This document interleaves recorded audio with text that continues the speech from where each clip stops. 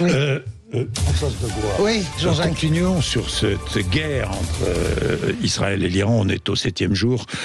Donald Trump, de son côté, continue à entretenir le doute sur une intervention américaine, ou pas d'ailleurs. Cette nuit, des missiles ont frappé l'hôpital de Beersheba, dans le Negev, et en France, la guerre déchire la classe politique. Oui, parce qu'il y a une perversion désormais dans la manière d'aborder cette offensive d'Israël sur l'Iran. C'est de la relier dans un grand tout général à la situation de Gaza.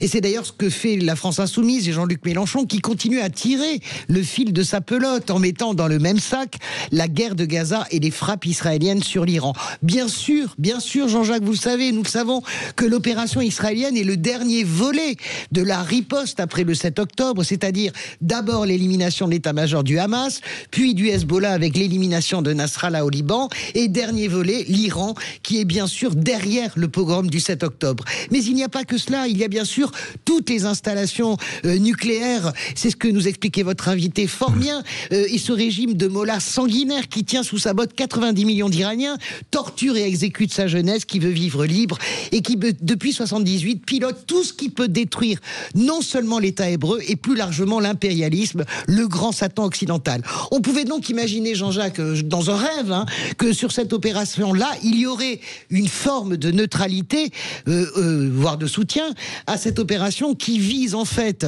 à empêcher une dictature d'obtenir l'arme nucléaire. Eh bien pas du tout, pas du tout. Depuis des jours, la musique qui monte à l'extrême gauche et plus largement dans le débat public français, c'est un signe égal entre Netanyahou et Khamenei.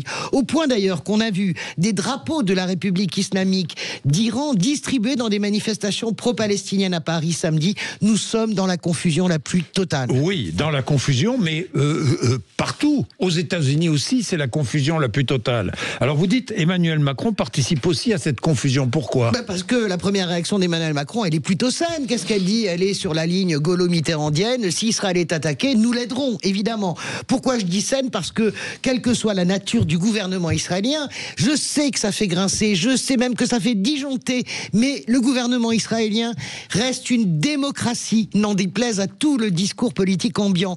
Il ne peut pas y avoir de signe égal entre un État démocratique et une dictature théocratique qui en plus a juré la mort de cet État depuis 40 ans.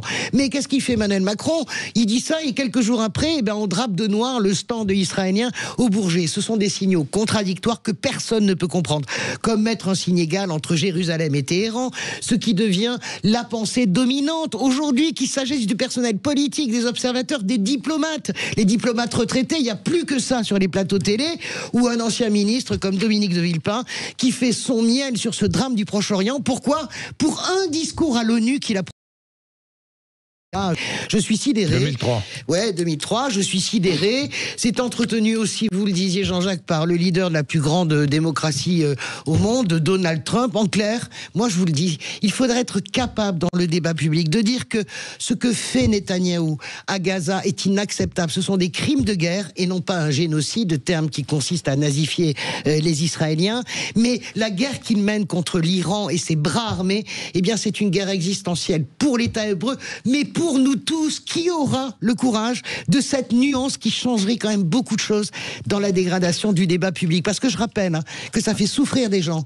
Cette folie générale sur Gaza et l'Iran, ça fait souffrir une communauté juive française, une communauté arabo-musulmane. Bien, et je recevrai tout à l'heure de 8h30 à 9h Nitzan Horowitz, ancien ministre de la Santé en Israël. Il est israélien bien sûr, ancien ministre de la Santé, opposant à Benjamin Netanyahou. Il est 7h52.